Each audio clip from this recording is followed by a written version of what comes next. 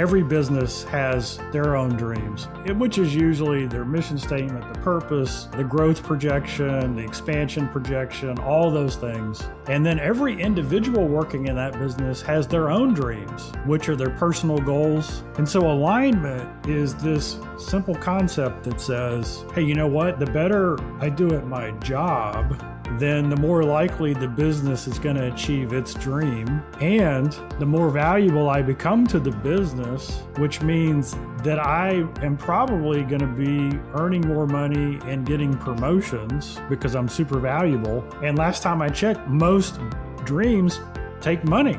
But most people go to work for a paycheck. They don't understand the connection between their performance and the dream that they have. So your dad said you can have everything you want in life if you just help enough other people get what they want. You were born into this. You've built it. He built the idea, the framework, and you're carrying on this legacy. Today, we have Tom Ziglar, CEO of Ziglar Corp, Inc., the son of legendary Zig Ziglar, one of the greatest speakers, trainers, coaches of the 20th century. Tom, you took over Ziglar in 1994, which is 30 years ago, which is crazy to think. You co-authored a book with Choose to Win and Born to Win with Zig, and then you've now just taken that program and the Ziglar company to new heights, new levels. You're doing new things. Ziglar AI, we had mentioned before, the brain, and you're building world-class coaching and certifications. And then you're just mentioning a new program where companies and businesses can take advantage of your coaching at no cost. So today we're going to dive deep in legacy, leadership, and see what it means to just be Tom Ziglar and learn about Zig. Welcome, Tom. Graham, it's good to be here, man. I'm excited. So why don't you just tell us, what's it mean to have Ziglar as a last name? Well, it's really pretty awesome. It's like when I travel, I speak all over, even internationally, I meet people who grew up listening to Dad, reading his books, and it's like meeting family I didn't know I had. So anytime I go into a room, it's like there's friends in there I haven't met yet, family members, and many of them will tell the same story. They heard Dad, years ago, and they grew up on it, and they kind of viewed my dad as their wise grandfather or uncle or father figure or whatever. And so that's incredible. And then, of course, you already said the quote, you can have everything in life you want if you'll just help enough other people get what they want. I can't tell you how many business cards, how many websites, how many people have told me that that's kind of like their guiding quote, that how they run their business, how they serve their clients, how they take care of the people around them. And so it just gives us a great place to start. So it's really, it's a real blessing to carry on that legacy. I love it.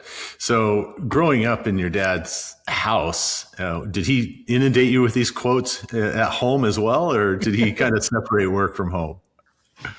Well, Dad was an introvert, which most people don't believe because all they saw was his public, on stage presence, right? So he was kind of quiet.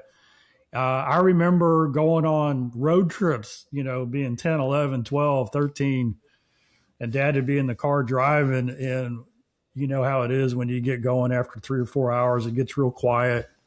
Everybody, the road noise is just there. And I'd look up through the rearview mirror and Dad's lips would start moving and his hand would start going. He was practicing a speech, right? He was working on something.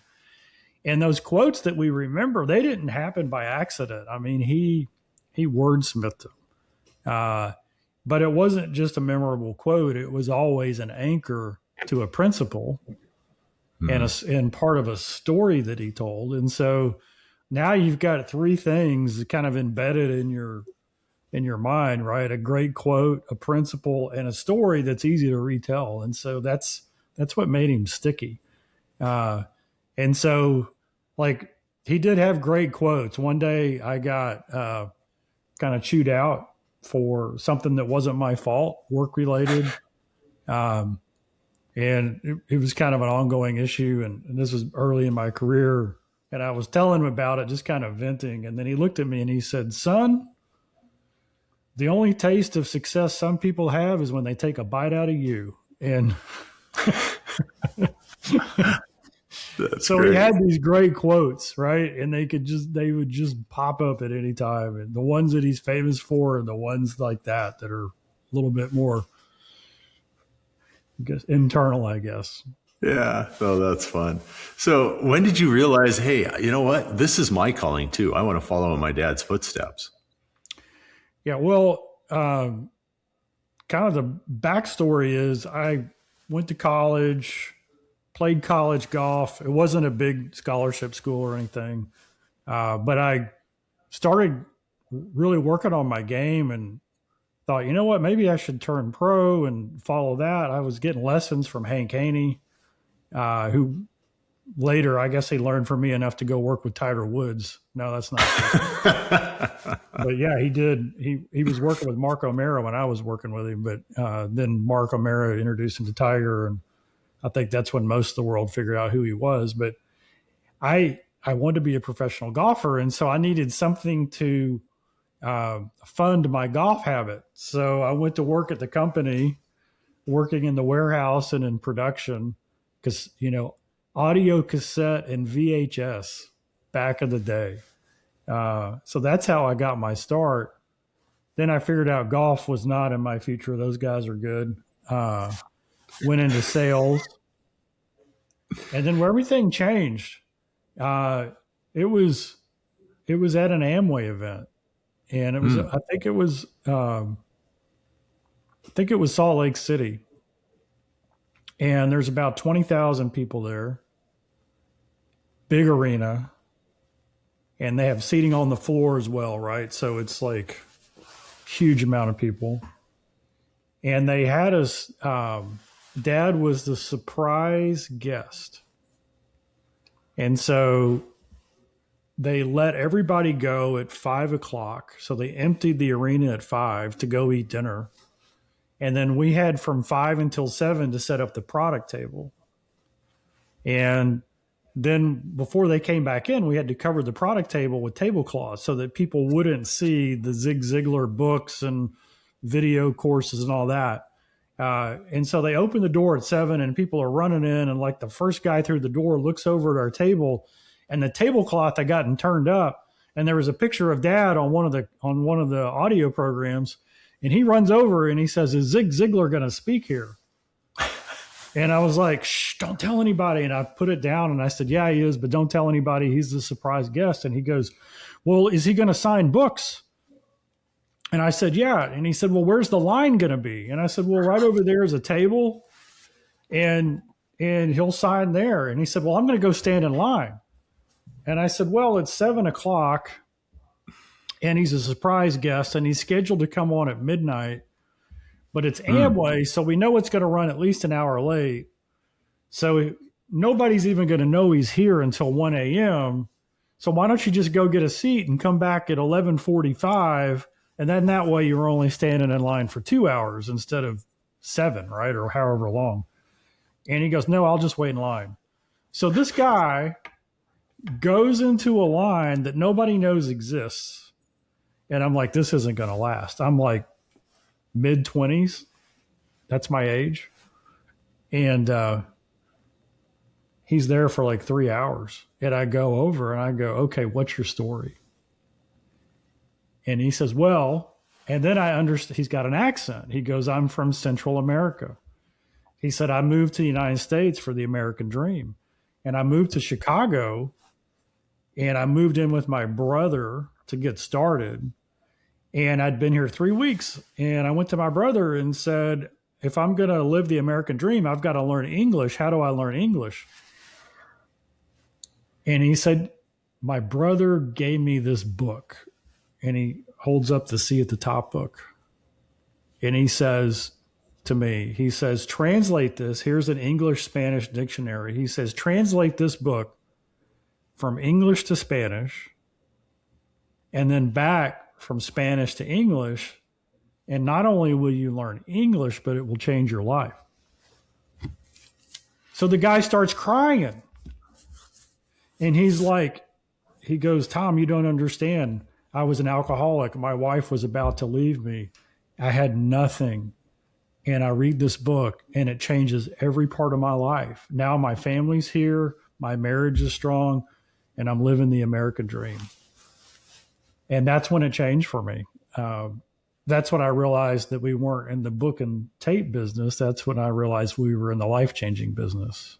And so that was like mid to late 20s when I figured that out. I'm 61. So technically I've been in the business for 61 years, born into it. But that's the business that we're in. We're in the life-changing business. I love that. What a great story. And then you took over for Dad in 1994. Is that right? Yeah. So I became the president and CEO in 94 at the ripe old age of 30. So there's a lot of laughter there because you're right. That's too young. And have been, heading it up. Dad used to tell me, he used to say, son, I'm so glad you're running the company because all I want to do is make speeches and write books. And I thought he was insane. I couldn't think of anything more terrifying or more arduous than speaking and writing books. And now that's what I do is I speak and write. And the running of the business, I still get to do that. But he had it right. It's a lot more fun to speak and write books and be face to face with people. So, right. Yeah. And it's wild because like you said, he was an introvert. And here he is changing lives from stage in front of 20,000 people at a time. And people always view people that are willing to do that as an extrovert. And so often it's not the case. And where do you classify yourself? I'm an introvert as well. My disc profile, I'm an SC. So, relational, with some analytical, definitely on the introvert. That was one of the hurdles I had to overcome because I resisted speaking for years. And then about 15 years ago, they finally talked me into it and I did it and I got good feedback, but man, my stomach was in knots. Got invited again. I did it again. It was terrible. I mean, if you've ever dreaded doing something, but you had to, right? That's what I was going through. And I did that like 5 or 6 times. And I'm like, what's going on? And I had to sit myself in the corner. And the conversation I had with myself was, why am I so uptight? Like, why am I so anxious? Why does this bother me? And I realized I'd told myself a lie. And the lie was, I thought people wanted me to be like my dad. And I mean, from a style perspective, right? What they wanted me is to have the same preparation and the same principles and values, right? They wanted me to be ready, but they wanted me to be me. And you've seen me, I'm a big old nerd when I talk. So once I took the pressure off and just said, you know what, just be the best version of myself, the one God created me to be with my gifts and talents and let my kind of dry sense of humor work, then it became fun. Right. So I love that. So yeah, you were trying to live somebody else's identity and the perception because it was such a shadow that you're cast in that it took a moment to, be your authentic self and figure that out. And that's, yep. And Dad never once told any of us, my sisters or me, hey, you need to do what I do the way I do it. He always said, hey, whatever you choose to do, as long as you do it with 100% integrity, 100% effort, I'm going to support you all the way.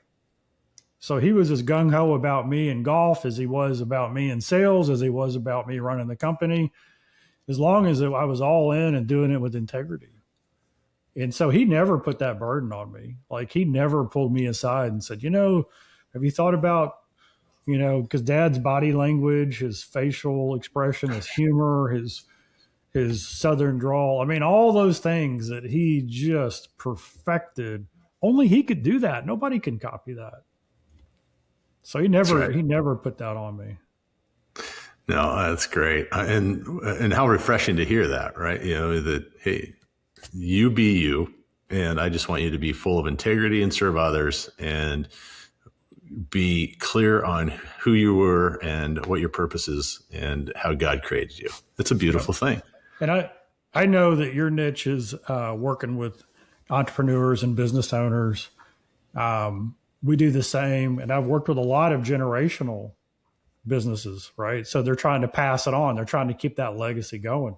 And this is like the big hurdle, because usually when you have a very prominent, successful founder with a strong personality, and it doesn't even matter what the personality is, it's just who they are. They could be an engineer personality or sales and marketing personality or a financial guy. It doesn't matter. There's usually pressure on the kids to do it the way mom or dad did it. And really, there should be the freedom to give them to step into their strengths and their skills the way God created them, because they'll see things that the founder never sees. So so that's how sometimes you'll see a cratering because they're trying to be somebody they're not, but sometimes you'll see somebody 10x the business because they can take this brilliant idea, but look at it from a different angle and really take it to the next level. And so that's a powerful thing, whether you're starting your own business or trying to carry on a family business. You got to understand what your strengths are and run with that. I like that. Yeah, that's so true. If you, what was it? 7% of the second generation businesses fail. I mean, succeed rather. 7% succeed. So that's 93% of them. And of those 93, I wonder, because you're the analytical guy, but I wonder how many of those actually could have, if they were taught to be their authentic self rather than to step into the shoes specifically, but to grow into their own shoes. How many of those 93% would have succeeded as well? Maybe another 10%, something like that. It would have been huge. Most of my speaking today and work that I do is around leadership.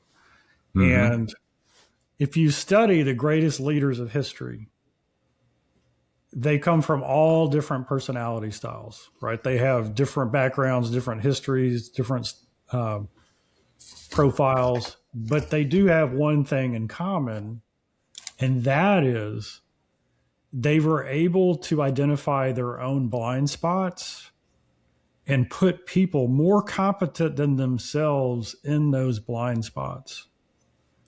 And so it's hard to recognize a blind spot until you recognize your strengths, right? And so that's a key. And so, it's the story of, the Dallas Cowboys and Dak Prescott. They off season, they just met with him and they said, look, as a quarterback, you were one of the best in the league at reading the play, and hitting the right receiver. You were the best in the league at using your legs to gain space, but you were really terrible at blocking.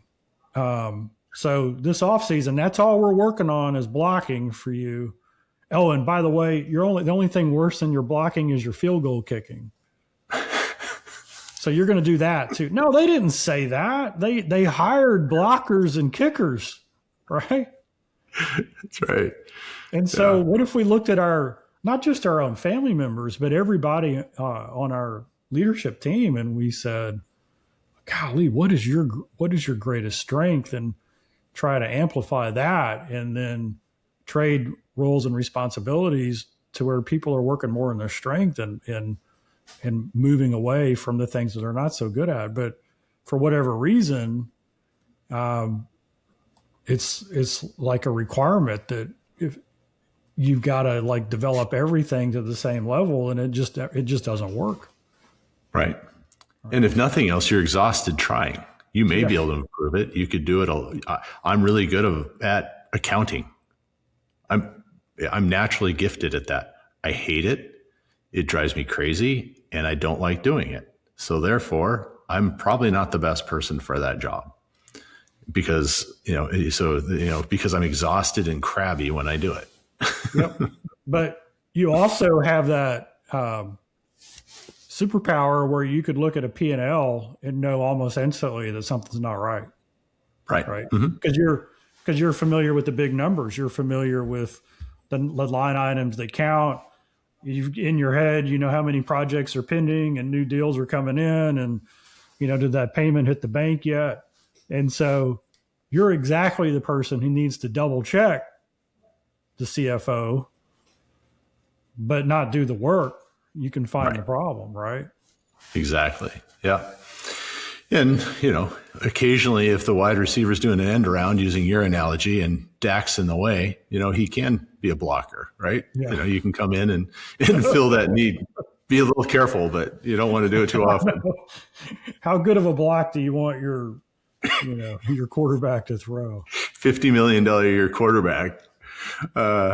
So does this tie in with dream alignment in business? Because I know I've talked about that in the past with dream alignment. And so how do you take dream alignment with, what we were just talking about, building people and having people go into their core skills? What is that? Is there a tie at all, or is that two separate things? Yeah. So the way we work with dream alignment is every business has their own dreams, which is usually their mission statement, the purpose, the growth projection, the expansion projection, all those things. And then every individual working in that business has their own dreams, which are their personal goals. Maybe it's get out of debt, buy a house, all these things.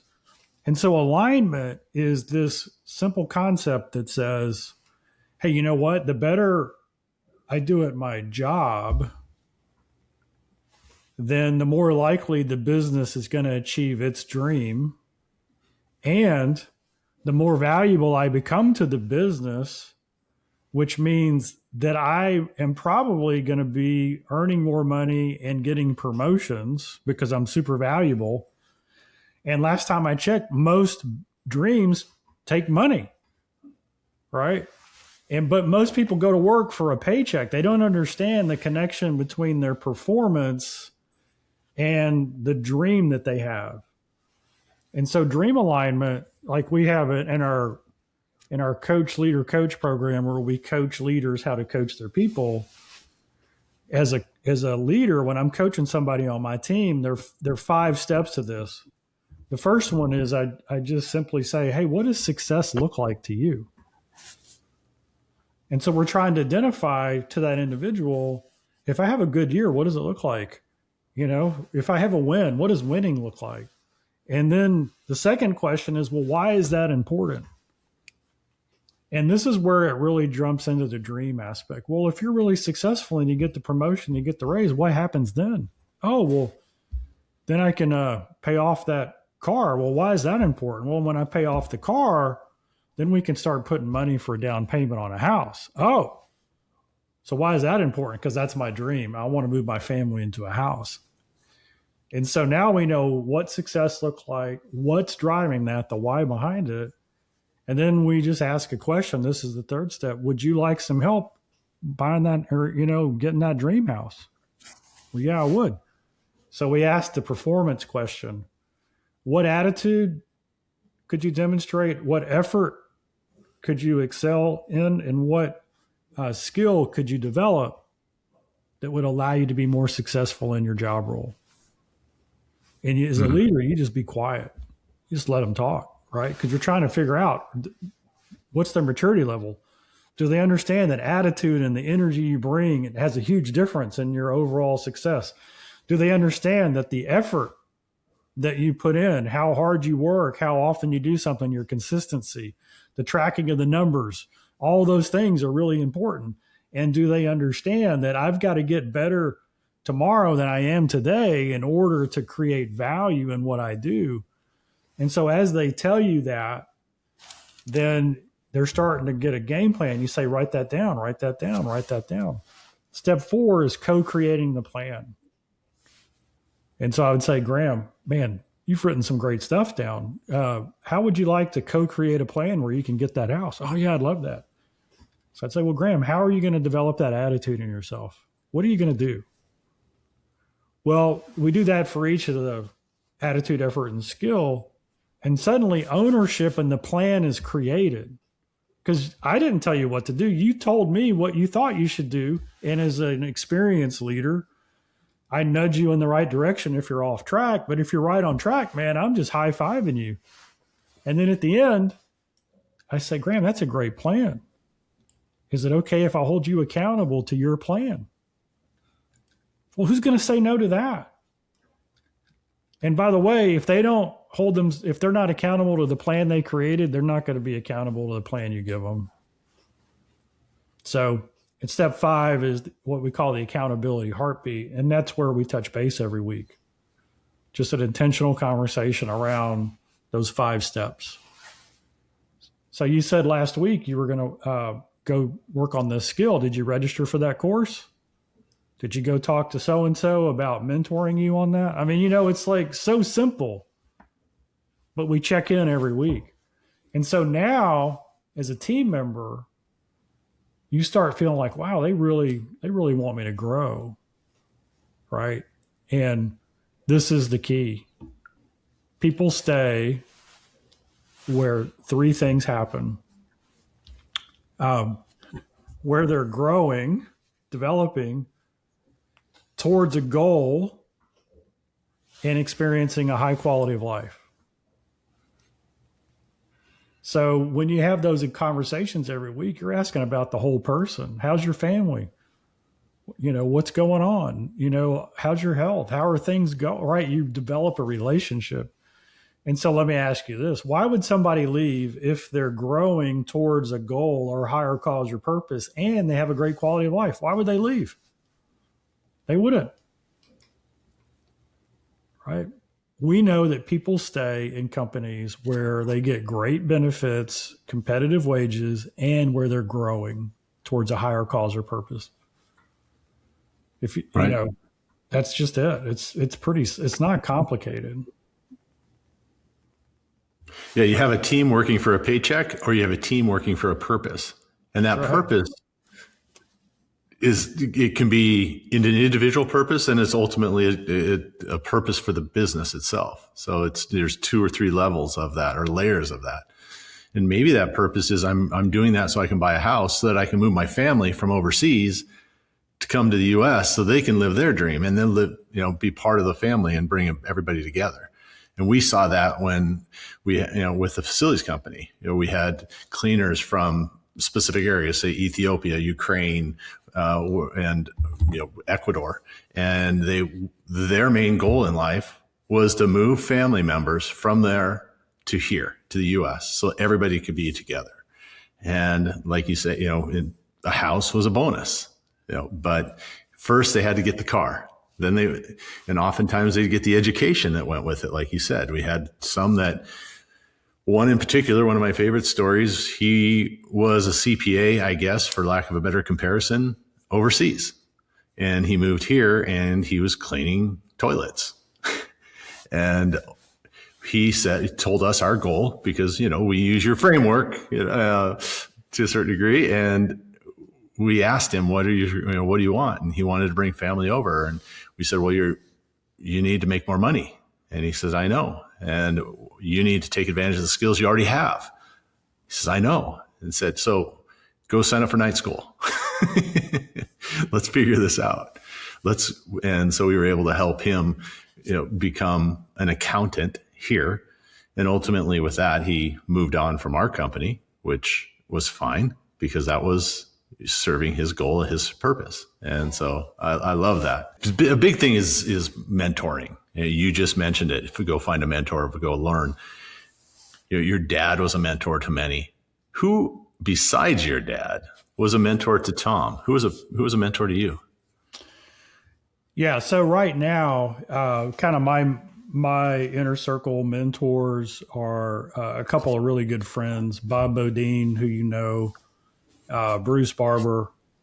He was my dad's literary agent, and he's also the one that helped me get my 2 books published. We've been working together for 25 years now. In the past, like, just like Zig Ziglar was people's mentor from afar, Dave Ramsey was that way for me. We're good friends with Dave. Reading all his books, he totally changed my perspective on, just simple decisions that people don't know. Rabbi Daniel Lapin and a lot of his books really impacted me.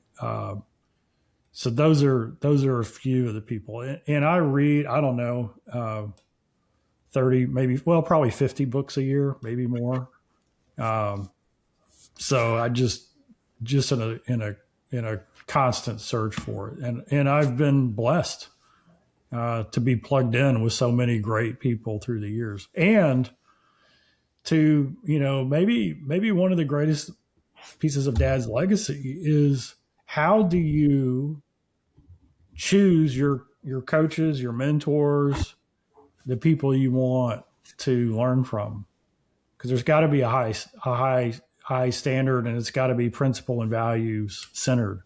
Otherwise, you get in trouble. And so there's been a lot of discernment in that. Yeah. No, and finding that integrity piece to make sure. And everybody you mentioned are the two that I, have that, right? You found them. And, one little thing I'm a little disappointed from, Tom, is you only give me about a book a month. So if you're reading 50 a year, I need to get a little bit more, get some more suggestions from you. Do you have a book list that I could get? I need to really come out with that. Yeah. I'm reading a manuscript right now. It's going to come out by Owen Fitzpatrick. It's called Inner Propaganda. And it's why we believe what we believe. And it's really fascinating. One of the lines in the book is this: we don't believe the truth. We believe what our culture has programmed us to believe. And we came out with a coaching program at the end of last year called Be the Light. And the subtitle of it is Discovering and Discerning the Truth. It's not a coaching certification, it's a program, and it's got a 6-stage process. We have this thing called the Truth Compass. And really what it is we need to have this awareness that everything we see on our social media feed is not true. I mean, it's hard to believe. and everything we hear on our favorite news channel is not true. And there are actually specific things that you can do to determine whether something is the truth or not. And so this 6-stage Be the Light process, here is the power behind it, is whenever you see somebody who's stuck or who self-sabotages or who can't get out of that rut, it almost always goes back to a lie they believe about themselves. Well, I can't take that job because I never went to college, or I don't know anything about AI. I mean, that's the big one right now. Look, Sure. What are we now, like 3 or 4% unemployment? And conservatively, what are we going to be 18 months from now? 10? Yeah. 10, probably. Yeah. And why? Because people believe a lie that says, I'm too old to learn how to leverage AI to my benefit. Like here's the reality. The more years you have in your life, that means you've got more experience, more wisdom, more practical knowledge, more application, which means that you have a distinct advantage when you use AI over anybody who's 20 or 30 years younger than you. Because it'll give them knowledge, but it won't tell them how to make the decision. It won't give them real life examples of how you handle it. And yet I see millions of people in their 40s and 50s and 60s going, uh-oh, game over.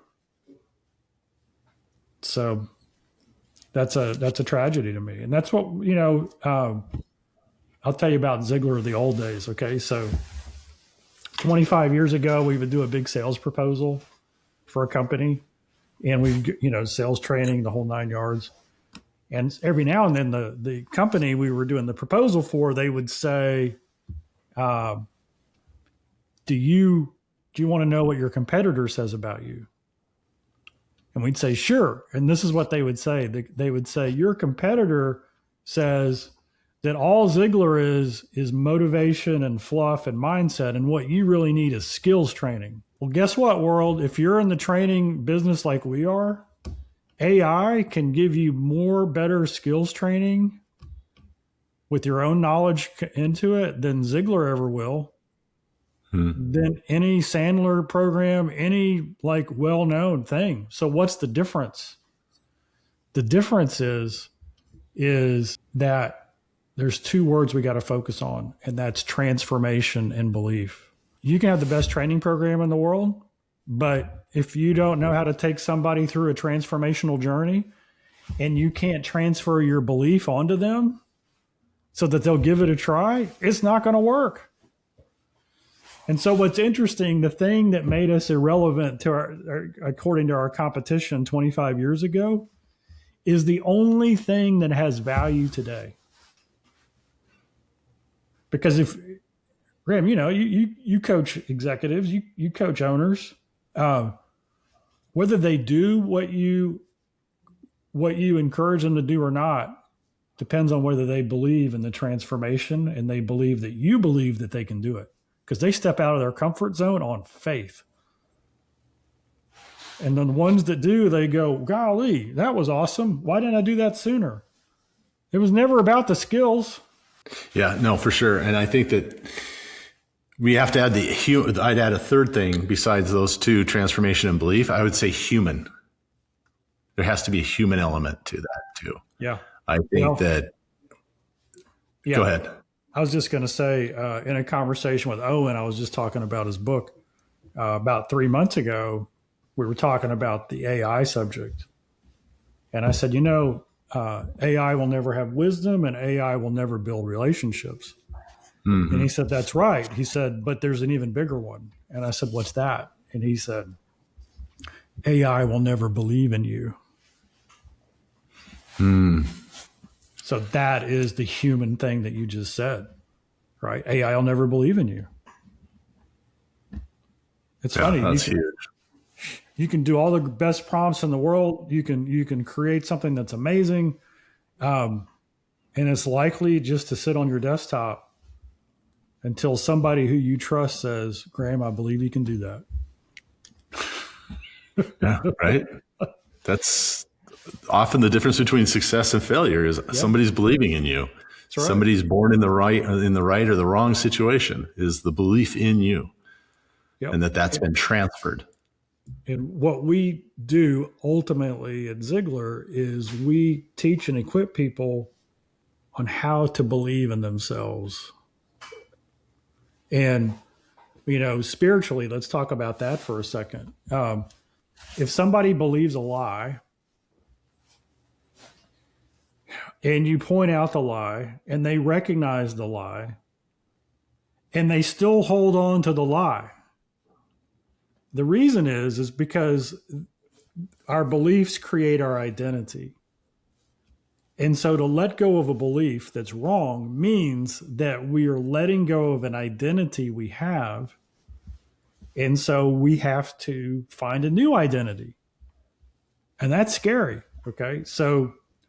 And that's because there's a sequence of what I think creates a belief, and a belief creates an identity. Okay. So now I've got an unfair advantage because as a Christ follower, simply meaning that if Christ said it, I do my best to follow it, right? That's what I believe.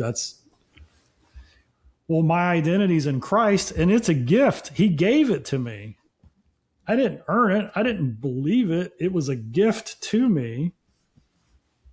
And so I compare my beliefs to what Christ said, And if I'm out of alignment, here's the dream alignment. If I'm out of alignment, I gotta have the humility to change. And here's what's really cool. If somebody attacks me for a belief that I have, and I go humbly and say, is that a warranted attack? And I check it against what Christ said. And if I'm in alignment with what Christ said in my belief, and I believe that Christ lives in me, then guess what? They're not attacking me. Right. They're attacking him. And last time I checked, God's big enough to handle it. So I don't even have to get bothered by it. Like why would I be agitated? It's like watching the Chronicles of Narnia, and the hordes are coming down on Lucy and Aslan, and Aslan doesn't care, and Lucy's smiling with a little tiny knife. It can't hurt the king. Right. Exactly. Yeah. And so, but even believers, or even people who profess faith, their thinking creates belief, which creates identity. And when they identify a lie they've believed, it's so difficult to replace that with the truth. So that's how that 6-step process that we teach, Be the Light, comes in, because we look at it all the way from the first stage of awareness to understanding what really happened. Because like here's an example. We do all these case studies, but let's say somebody they keep turning down the promotion. And you're like, well, you're perfect for this. You're like no, I can't do that. Well, and so you have that leader talk with them. You know what? We've developed you. You've excelled at every level. You're ready for the next. I can't do that. Well, why? I'm not a leader. Well, why is that? Well, when I worked for my dad, I was a leader, and I made some decisions, and my dad basically ran me out of the business. And so I can't afford to lose relationships because I'm just not a leader. So they believe the lie that because of well, why did your dad run you out? Well, it really wasn't just me. There was a lot of things going on in the business. Well, tell me more. Well, my team was really successful. And even though we were successful, we weren't successful enough to protect everything else. But the wound is, when I'm put in a position of authority and people count on me, I let them down, when the reality, the truth of it is, those circumstances and the situation you were put in were beyond your control. In fact, you did everything humanly possible that you could. But the wound was so deep that they're never putting themselves in that position again. Right. Yeah. So that's the lie. That's an example of a lie that people believe that caps them. Yeah. And so all we do is replace it with the truth. And that goes with you trying to change good habits with bad habits, right? Yeah. It's one of your core beliefs.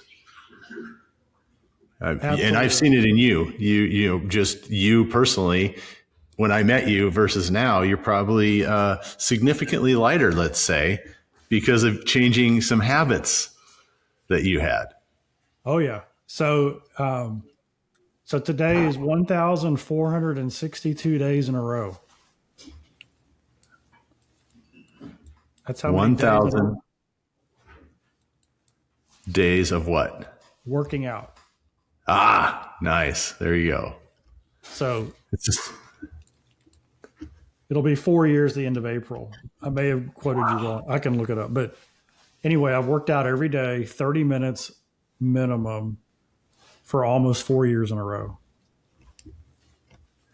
That's huge. Yeah. And so I am about 60 pounds lighter than when we first met. And the principle is, the fastest way to success is to replace a bad habit with a good habit. Mm-hmm. So yeah, I love it. And what do you tell an entrepreneur that you're coaching, those business owners you're coaching that they're burning out? What do you do to tell them, hey, slow down, it's okay to breathe? What does Tom suggest in that case? Um, in every coaching relationship, unless it's like a crisis, like you're coming in for a crisis intervention, right? And that's happened. Somebody has a physical health crisis or hostile takeover in their business, or something that just is like all hands on deck. We gotta plug the hole in the ship. Uh, and even in that, there's still time. Is we find out what's their why, their purpose, right? What is it that why are you doing this? Because when we can get anchored in that, then the burnout and the treadmill of despair and whatever it is, because you can't say, well, why don't you let that go? Because now the burnout and the identity crisis isn't taking them anywhere, right? So people are usually running from burnout when they should be running to purpose. Okay. So let me say this. This is one of my favorite Rabbi Lapin quotes. The opposite of depression isn't happiness. The opposite of depression is purpose. And so burnout and depression go hand in hand. And it's you carry this incredible weight for what purpose? And if you don't see it, it tears you apart. And so here's what's amazing.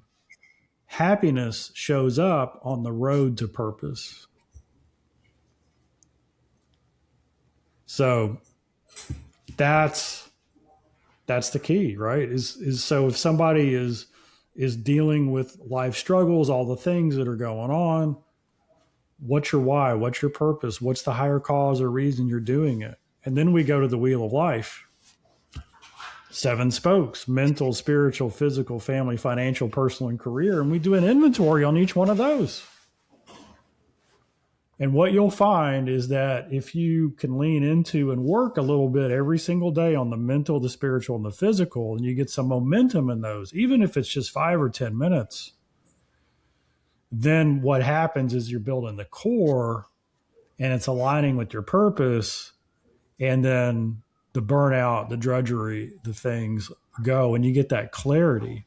I'm a big believer that people who are really suffering from burnout oftentimes have self-medicated with food or drink or other things that aren't healthy, and they've actually got physical brain fog, right? It's just, and so if we can get you physically moving in the right direction, eating, whole foods, nothing processed, start moving a little bit, start getting some exercise, getting enough sleep, changing your screen time, some reading some positive things, daily affirmations, a gratitude list. You start getting some momentum. It's not just a mindset that changes. It's actually a physical change in your mitochondria and the way your body processes stuff. It's an incredible thing. So that's where I start: the purpose, and then the foundation of those 3 areas: mental, spiritual, and physical.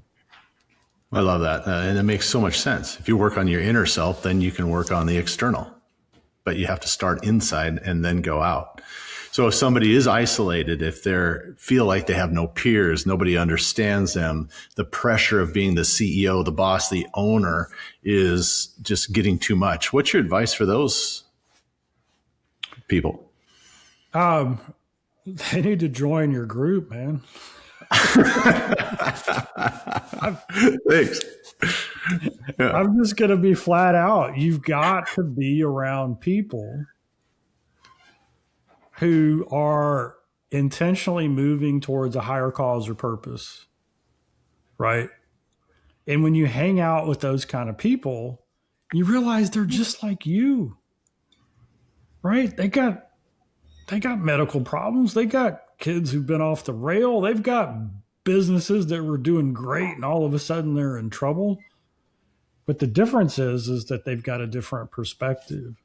And so everybody, we're in the lone, it's, what is it? What do they call it? The lonely epidemic, right? The loneliness epidemic. People are lonely and more isolated than they've ever been. People have a longing for belonging.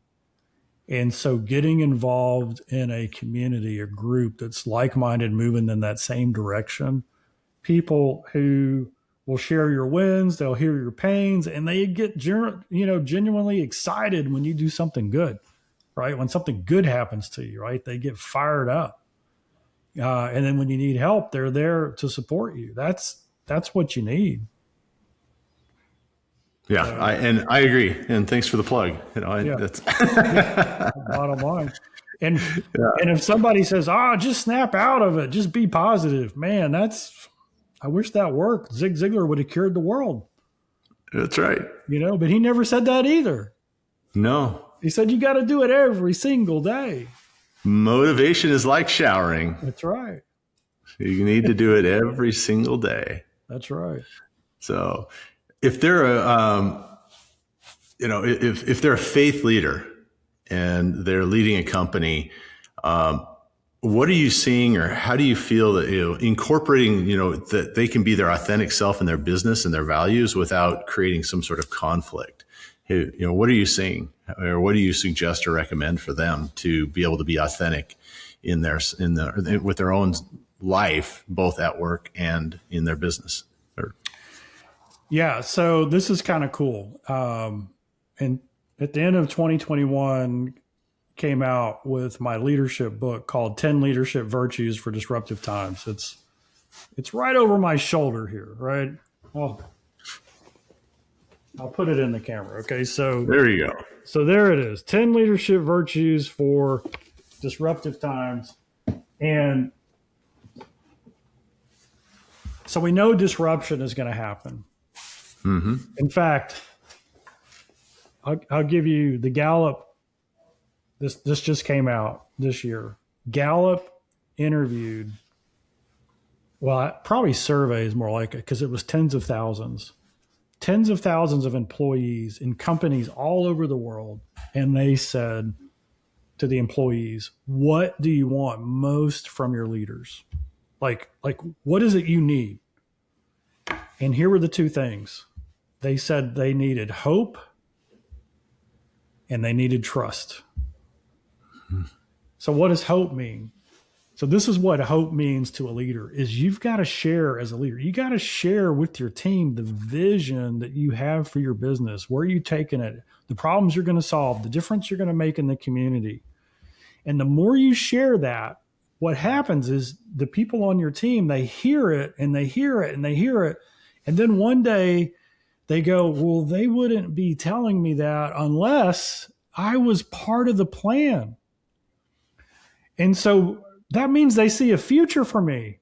That means I've got hope, right? Because what we do here matters. It makes a difference. It takes us to the next level. And so that's the number one thing that people want. And then the second thing is they want a leader they can trust. So trust is the byproduct of integrity. And so how do you walk out every day instilling trust in your people? Well, you live a life of integrity. Well, how do you live a life of integrity? Well, that book, 10 Leadership Virtues, there are virtues in there like respect and kindness and being the light and standing firm, that if you demonstrate those 10 virtues in how you treat people and how you make decisions and how you show up, then the byproduct of that is going to be trust. Now, here's the really cool thing. Earlier this year, I did 2 days in Vietnam, and I taught, I've taught the 10 leadership virtues in Vietnam. And if you're a faith leader, here's a little secret for you. The 10 virtues came out of 1 Corinthians chapter 13. Probably of all the New Testament chapters, it is the number one most heard chapter in the Bible, because if you've ever been to a Christian wedding, they're going to read from the love chapter, 1 Corinthians chapter 13. Love is kind. For sure. Right. Okay. So what did we do? We took the virtues in 1 Corinthians 13, and we, when necessary, we changed the word a little bit to make it more business, to make it more leadership, right? Same meaning. And so we got those 10 virtues right out of that. And so when you walk out those 10 virtues, it actually equals two things: integrity and love. So how, as a Christian leader or faith-based leader, how could you have more of an impact than your reputation is walking out integrity and love? Now, this is where God is a ninja. So I go to Vietnam. I do a full day leadership program with 400 business leaders in Saigon and 400 business leaders in Hanoi, a Buddhist communist country, and I teach 1 Corinthians 13, and they love it. Why? Because it's truth. Right. Right? Now, I didn't mention 1 Corinthians 13, but I went right through it, talked about the principles, talked about the words. And you know what? Nobody was offended. Because truthfully, it's not our faith that offends people. It's how we present it. So I put a Facebook post up a few days ago, got more traction than any post I've done in a while. And I said, in the post, I said, every time Dad spoke, whether it was for a big public event or a private corporation, he always shared his faith. And he never once spoke negatively or down about anybody else's faith or lack of faith. Why? He just wanted to make people want what he had. As a leader, when you make people want what you have by the way you treat them, that's all you got to do. Live by example, right? And I've heard of that. yeah, it's crazy how it works. Yeah, it is amazing to me, and it's sad, I guess. Not amazing, it's sad. But what you just said was, it's not the faith that, whether it's the Bible or anything else. It's just how everything is represented today and how divisive it is. And if we just get down to the core principles, whether it's Buddhism and communism in Vietnam or Christianity in the U.S. or Islamic beliefs and Jewish beliefs in the Middle East that we're watching right now, the core values are the same. It's love and integrity and trust and hope and kindness. And, it gets so skewed anymore. It's sad. I'll give you two situations I've had and how I've dealt with it. I spoke in London, and there was about 75 people in the room, probably 35 different countries, all different faiths and lack of faith. And I just said to the room, how many of you are here because you want to learn what made Zig Ziglar so successful? And 100% of the hands went up. And I said, great. Do you want me to share with you 100% of what he said made him successful? Or do you want me to share with you 70% of what he said made him successful? Well, guess what? 100% said they wanted 100%. And I said, great, because I'm going to share a little bit about his faith and how it was so important to his success. Is that okay? 100% of the room. Yes. Okay.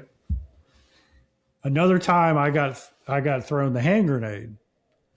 And if you've ever been speaking and you do the Q&A and somebody throws you the hand grenade, And this person said basically, well, this philosophy and everything you said, that's easy for you. I mean, look at you. I come from the barrio. I've got tattoos. I didn't graduate from high school. I've got to work 3 jobs just to afford the cheapest place in town. How would what you tell me, how would that ever work? And so, how do you answer that question in a room full of his peers? So I say, hey, can I ask you a question? Do you want me to tell you what everybody else tells you, or do you want me to tell you what's going to give you the best chance for success, even if it might be controversial?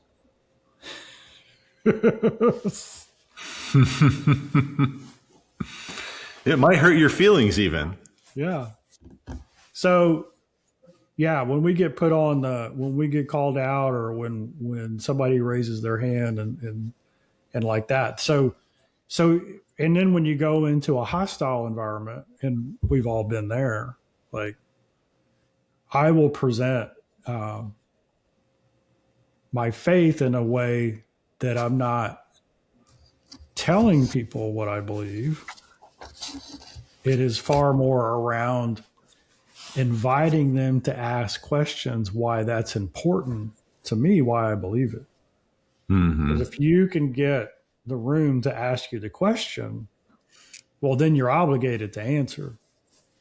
And that's a far better position to be in. So, Exactly. No, I think that that's more, if you can build that curiosity, plant those seeds, and then have an open and honest conversation and be clear and truthful in your conversation, that, that's our opportunity. And it's not like, just attacking and degrading and being negative. That doesn't work.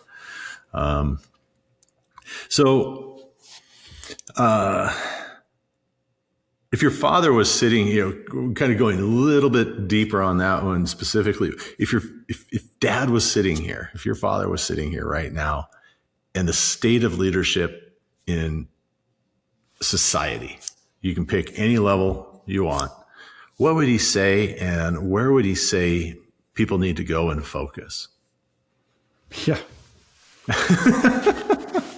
You wanted a bomb, you said. I think you just mentioned that a second ago, right? Yeah.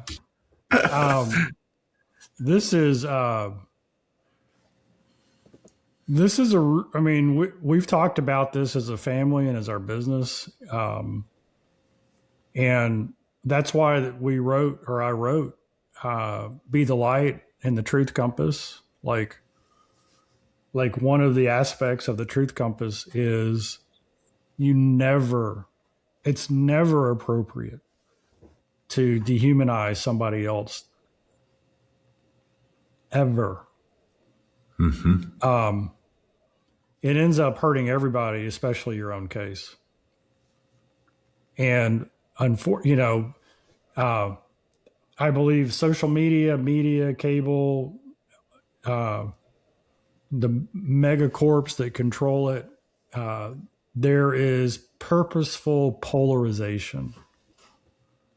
The algorithms, for example, whatever your feed is, if you lean right a little bit or if you lean left a little bit, you're going to get more and more posts that are going to agitate you out to the edge, further right, further left. Why? So they can monetize you, so they can give you the dopamine hits, so that they can keep you stuck to that page. It has nothing, it's not for your benefit. You're the product. And leadership, student of history, if you look at the rise and fall of all great civilizations, there's 3 things that they have in common. One is the devaluation of currency, inflation. The second is open borders. And it doesn't mean like a physical open border. It just means that the culture that created the civilization is no longer regarded as something worth protecting. And so different value sets come in and it starts wearing that down, right? There is no, I mean, it used to be when you would come to the United States, there was a grand bargain. You're going to get the American dream and you're going to be a proud American. You're going to stand for what we believe in, right? And you can keep your faith and, you know, all that stuff, but man, it's like a great grand bargain. And then the third is leadership of the country stops making decisions that benefit our future 5, 10, 20, 30 years down the road and start making decisions that benefit me today. So you get those three things going. And that third one is the biggest one right now for us. I think any like American would say, you know what? Our country wouldn't be who we are without the people who've come from other countries. And 90% of them are here legitimately. Let's figure something out. And the 90% who are here legitimately are like, yeah, these people who are sponging and doing illegal stuff, they need to go because they're hurting our reputation, right? It's like, this is just common sense. So what do we do here? And the whole financial thing, I'm not qualified to figure that out, but we can all see it. Mm-hmm. I mean, what's real inflation? But the big one we see every single day is they're refusing to solve problems because they're great campaign material. It's like immigration. It's a great campaign fight. Why would either side want to solve that problem? They don't want to. Yeah. No, a lot of the problem. Right. It's going to give me 20 years in an election. It's going to, you know, I might know when the president's going to say something and I might buy or sell something based on what he's going to say. I don't know. It's unbelievable. But those are the three things that we need to watch for. And the big one is the leadership. Yeah. You fix the leadership that are going to make good decisions for the country 5, 10, 20 years down the road. Then the border problem, which is really a culture problem, is going to come back into the middle. And then we're going to start making good decisions financially. Yeah, I can't wait. And, you know, I think that, you know, if we can use the tools we have available to us, that there may be an opportunity for that change and that we don't use them against each other to continue to go down this road and this path. I agree. Did you want to cover what is Ziglar AI? Are you going, what are you doing there? Yeah. So we created this tool and it's kind of fun because I think everybody has one now. We were like one of the first to have it, but basically all we did is we put about 15 of Dad's manuscript books into its own silo, a bunch of training programs. We put my books into it. We took the How to Stay Motivated series, the Secret to Closing the Sales series, which are audio programs, like over 100 hours of audio. We transcribed it. So we put that transcription. So now we've got Zig AI, right? And so the problem with AI is if you ask it a question, it goes out on the internet and a lot of the answers that comes back are hallucinations or slop, and it's not true. So when you ask Zig AI, it's only going to pull from Ziglar content. And it's the lens that which it pulls it is a coaching lens. And so it's like, I'll just give you an example. One of our coaches was coaching a client and they were going through the goal setting process, the 7-step goal setting process. And the client says, wow, that's really good. My 8-year-old is starting to set some goals. It sure would be great if you had an 8-year-old version of this? And so the coach goes into Zig AI right there on the call and says, well, let's ask Zig. And he says, hey, could you take Zig Ziglar's 7-step goal setting process and write it the way an 8-year-old would understand it? And so 2 seconds later, it pops it out, and it changed it from goal setting and achievement. That's the title, right? It changed it to how to get what you want. So what 8-year-old is not going to understand, hey, do you want to learn how to get what you want? Well, duh. And then it just listed it out, right? So I was speaking at an Amway event. There was 3,000 people in the room, speaking through a translator because they're all Hispanic. So I've got Zig AI on the screen, and I say, who has a question? And so a guy in the front row says, hey, I've got somebody on my team. They just started. How would Zig Ziglar say they should really develop their first 30 days so they can be successful in the Amway business? So 2 seconds later, a Zig Ziglar 30-day plan on mindset, action, activity, skills, everything you need to do to build an Amway business around Ziglar content pops on the screen. Well, that's cool. And then I say, would it help if it was in Spanish? And they're like, oh, yeah, that would help. And so I put in, please put that in Spanish. So it comes back. So Zig Ziglar is now doing Spanish in front of 3,000 people live. Well, that was last summer when I did that. Now, and Claude, ChatGPT, Gemini, Grok, all those places, they can get pretty close to that. The only thing that we can do that they can't is you don't have to worry about it getting some information in there that's not accurate, right? But it's not that the information is available. Is the human gonna transfer the belief to the other human that if they do this, it'll change their life?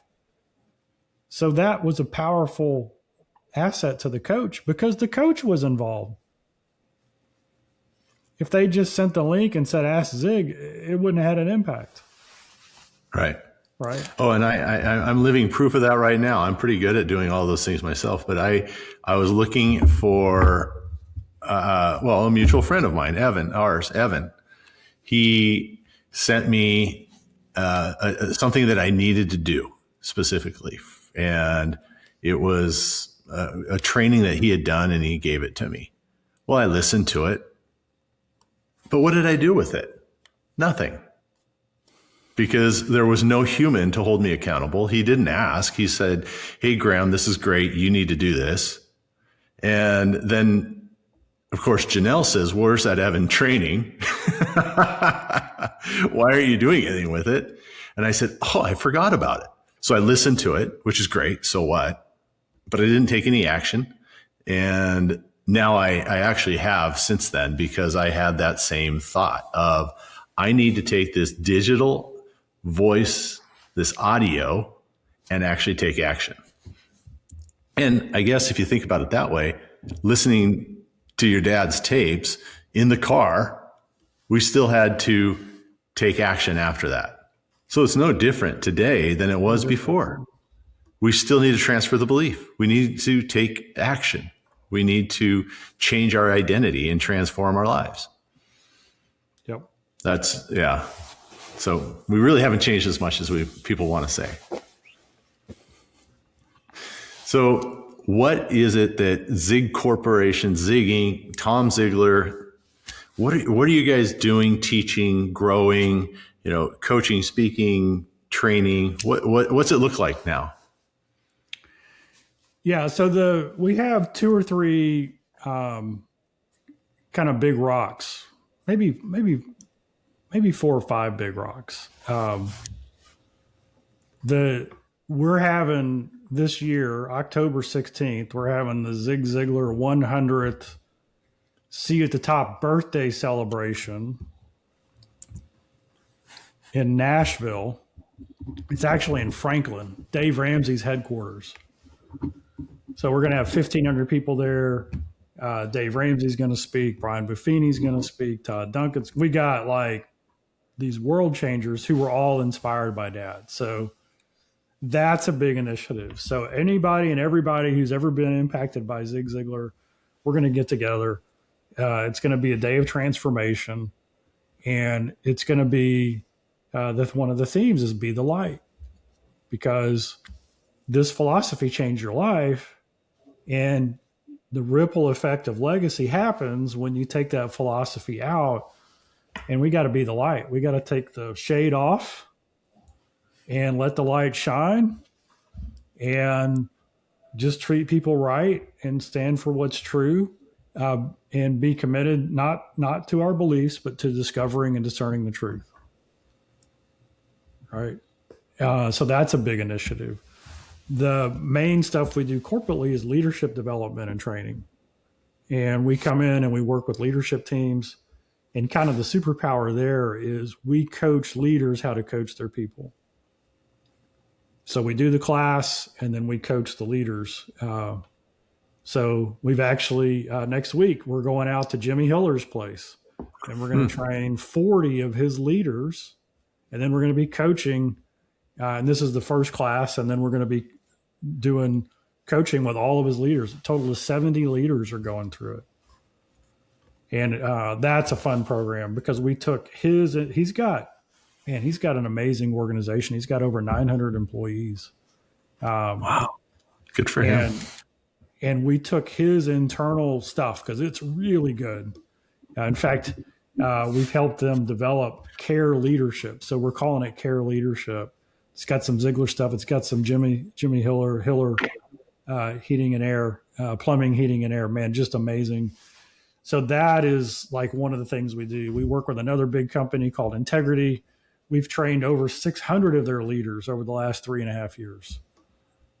They sell more insurance than any company in the United States. 600,000 agents. And we're working at the partner level in the very top. So that's another kind of in that inside place that we work on. And then we have our Ziglar certified coaches, speakers, and trainers. And so we equip them to go out and reach their own audience. So those are the three big things that we do at Ziglar. What's your day look like? Are you spread thin between all those three, or are you able to, pick and choose? I have good control over my calendar. Good. So that's good. And I get up early and go to bed early. So I usually get 3 or 4 hours in before the rest of the world's awake, starting at 5 every day. So that really is a game changer. Just getting that stuff done. And there's a lot of people helping. So good. Yeah.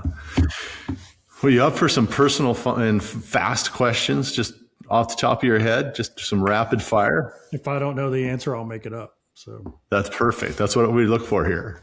It's not about integrity. It's about making it up. Okay.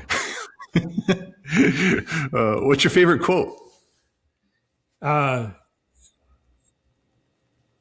You are what you are and where you are because of what's gone into your mind. And you can change what you are and where you are by changing what goes into your mind. Zig Ziglar. I love that quote too. Another quote I really love is never give a promise without a plan. That's another one of Dad's quotes, not that famous. So no, but I've heard it a lot from you. I know that's one of your favorites from him. What book do you give away the most? Of Dad's books, see at the top. Of my books, 10 Leadership Virtues. Okay. And then what is something, I think some people learned it today, but what's something most people don't know about Tom?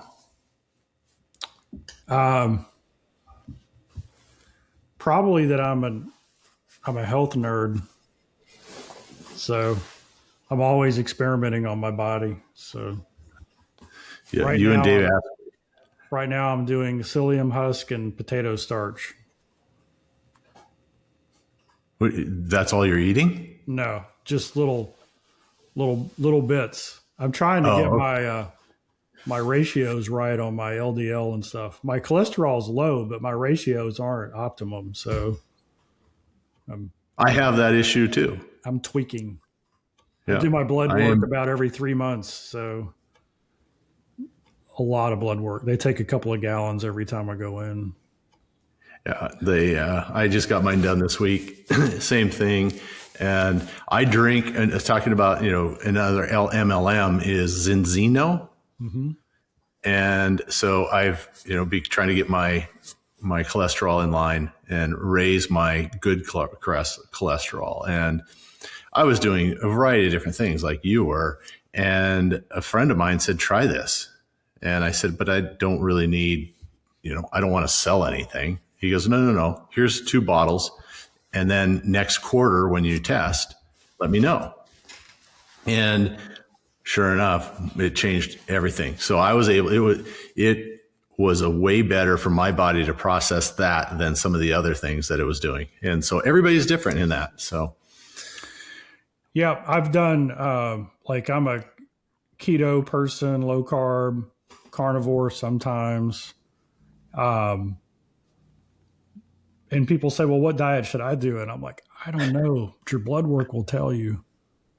exactly. And so I'm metabolic wellness is kind of my guide. Like that's my standard. I got to be and inflammation is the enemy. And so everything I do is around getting that inflammation down. So potato starch there's some studies on it that help with that. That's interesting. Yeah, I'll have to. I mean, I use potato starch for making, a variety of things. I actually use it in my cooking. So It's unmodified organic potato starch, and you have to drink it. I mean, you can't heat it. It changes the digestive structure. So what happens is it's non-digestible, so it goes through the stomach, and I think the first intestine into the second, and then it feeds the gut biome there, and it releases a fatty acid that reduces inflammation and changes. Just has a big impact on your, on your cholesterol, like the ratios. I'll have to take a look. I guess my empanadas won't count. I'll have to take it another way. Well, you only have to do like 5 grams, and you can put in some yogurt or some water. It's gone, right? It's like That's easy. it's kind of tasteless. Psyllium husk is the same way. It's kind of tasteless, Yeah. and that's just a fiber effect of making you feel fuller and having a satiated thing. My downfall is about 8 o'clock. I just need to eat something at night, like a little snack or something, and it's like, eating late's the worst thing I can do. Yeah. So what is your guilty pleasure? Popcorn, like Butter, cheddar, or coconut oil, okay. fresh popped and coconut oil. Man, you shouldn't have brought that up because now I want some. It's time to go for a walk to the mailbox. Yeah, that's right. So what are you most excited about, either in business or life? Well, the Zig 100.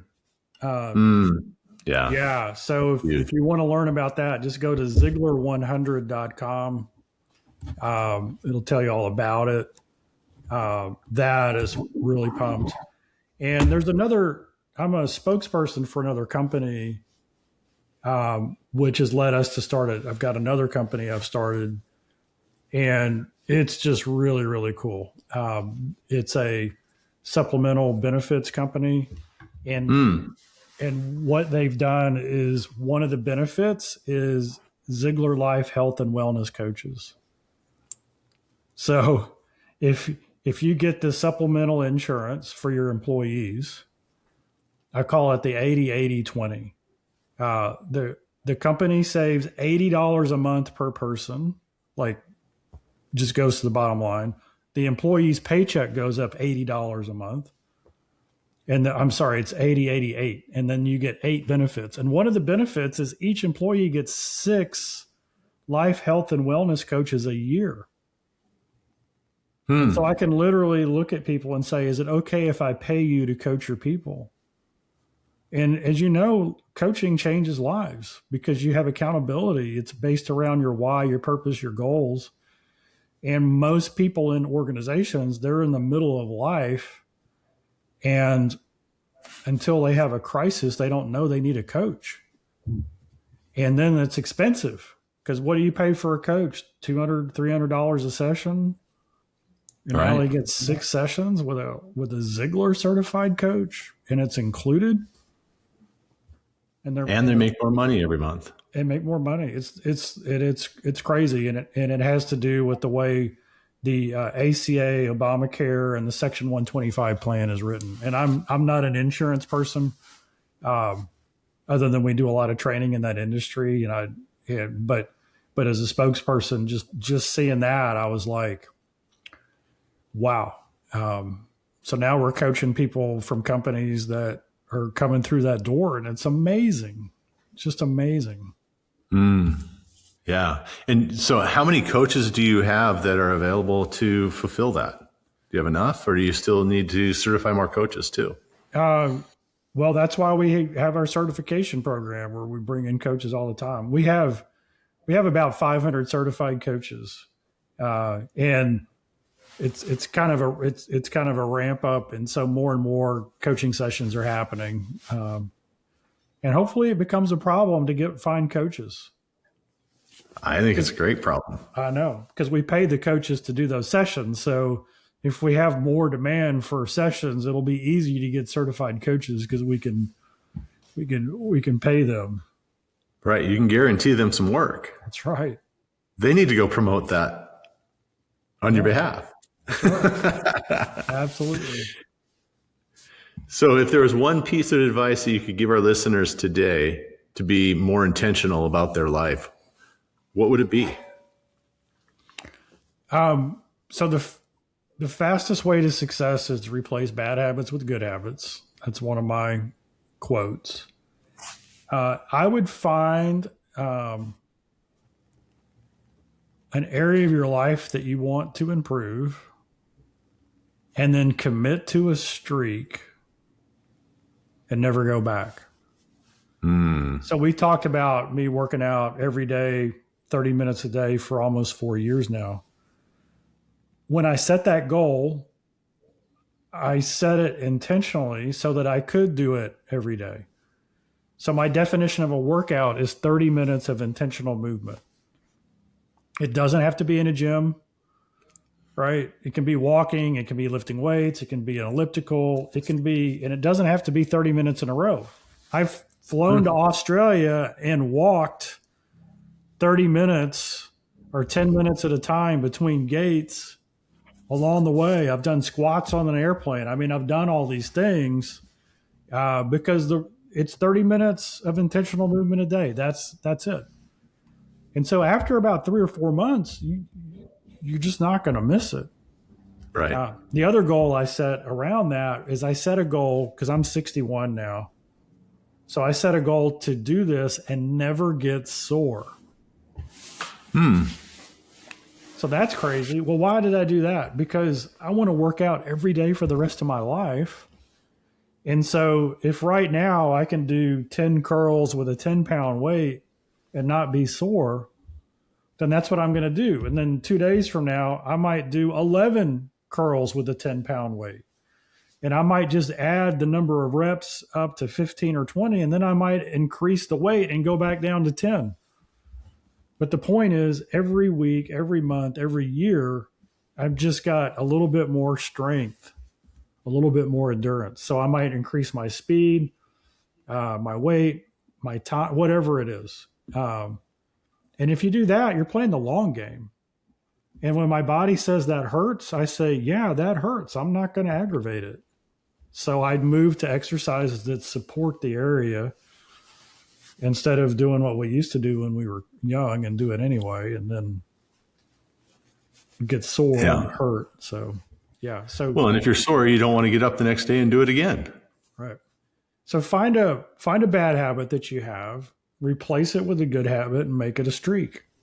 That'll change your life. Because once you do it with one thing, it gets easier to change. Like I did the workout for 6 months and didn't lose any weight. I converted some fat to muscle, but then I said, you know what? I'm going to do the same thing with my diet. And then I lost 35 pounds in 6 months. And then another 25 or 20 pounds since, after that. So, but once you got a streak going and something, it's easy to add another one. Mm-hmm. Easier. I think it's right. So the biggest takeaway today from Tom Ziglar is to be a streaker. That's right. A proud streaker. Bold. Is there anything I didn't ask you that you want to share? I think you covered all the bases. We did a lot today. Well, and so what is the best way? Where do you want people to get a hold of you? Is that Ziglar 100, Ziglars.com? Where is it that we should drive people today? All of those are good. If you want to know more about Ziglar, Ziglar.com. If you want to know about the celebration with that day, it's just going to be phenomenal. Ziglar100.com. If you have any questions about today, or you want more information on something, our leadership or what we're doing around that supplemental benefits program, like if you would like for all of your people to get coaching and we pay you to do it, like if that's intriguing to you, just reach out to me at tom@ziglar.com. I mean, it's like pretty easy. Yeah. That's great. I love it. Thanks, Tom. I've always appreciated your friendship. Your family is dear to my heart. Every single time I see the Ziglar name, or even if somebody quotes it, I make a point of letting them know where that came from. So that's awesome. One of these days we need to get, just have your sisters on here too. We could really just have a lot of fun. That would be fun. Absolutely. I wonder if they would go for that. They might. Yeah. Yeah, we should do it. That would be fun. See what the two girls are up to, and right, whether they pick on their brother or not. Oh, they do it in a nice way. No, there's a lot of love in that family. So, and I appreciate you and all that you do, and the legacy that you're carrying on. It's a wonderful thing. So, right, thank you. Thanks, Graham.